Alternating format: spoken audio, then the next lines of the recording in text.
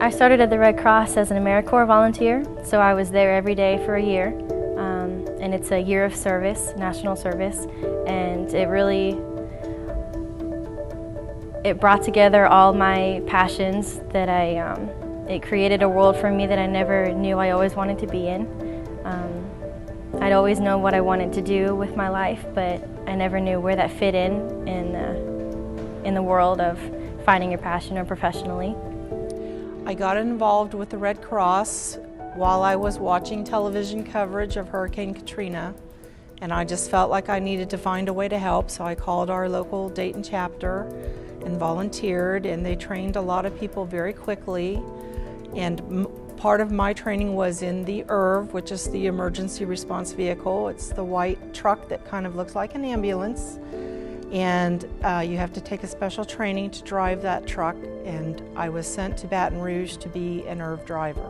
I got the call, I believe, on a Monday. I can't recall exactly because I watched the storm like most of us watched the storm over the weekend because it started to hit Friday evening.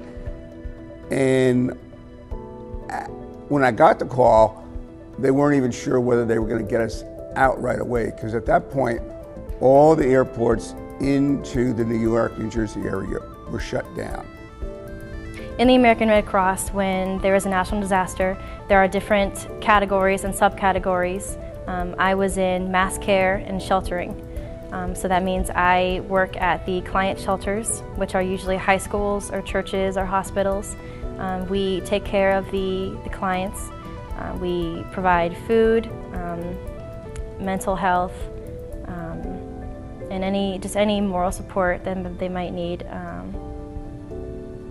running the shelter pretty much. So. As ERV drivers, we were primarily there to pick up food from the kitchen, deliver it to a location, or do mobile feeding, which is where we hand the food out the window of the truck. Sometimes the ERVs are used to carry supplies, cleaning supplies, bulk distribution, but we were always handling food on this deployment.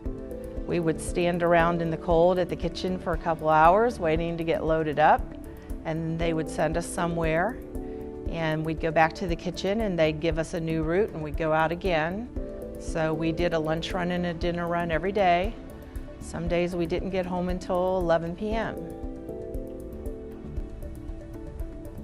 The whole operation, I think nobody understands, except the Red Cross maybe, what a difficult situation responding to an emergency can be.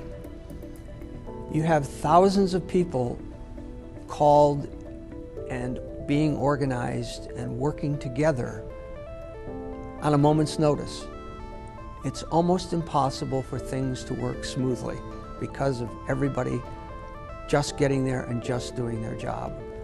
And amazingly, out of all that chaos, it happens. The hardest part for me was we were handing out these meals. Cliff and the other people were working very hard in the truck, making them as fast as they could.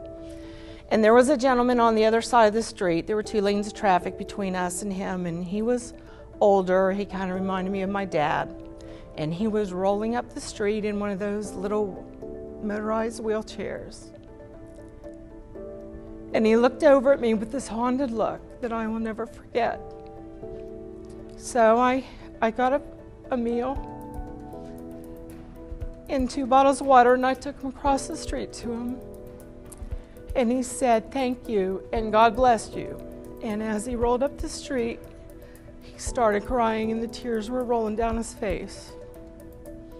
And I just about lost it right then, but I held it together because we were still there for another 2 hours.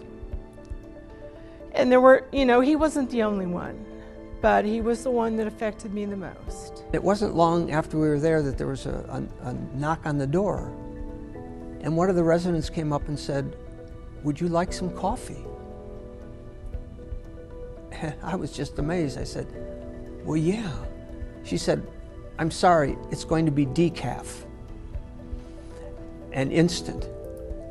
And I said, "That is so wonderful." And she brought us some hot coffee. You know, in the midst of all this suffering, these women, this person was interested in making our being there a little more comfortable. And that was really great. What amazed me the most was these people were so open to talking about their experiences.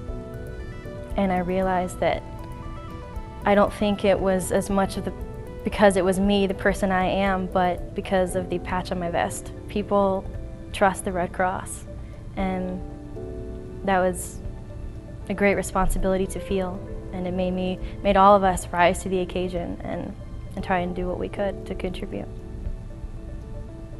I'm just a reflection of many of the other volunteers that do this 7 days a week, 365 days a year, 24 hours a day. Whenever there's a need, we're there, and we're there until the need is over.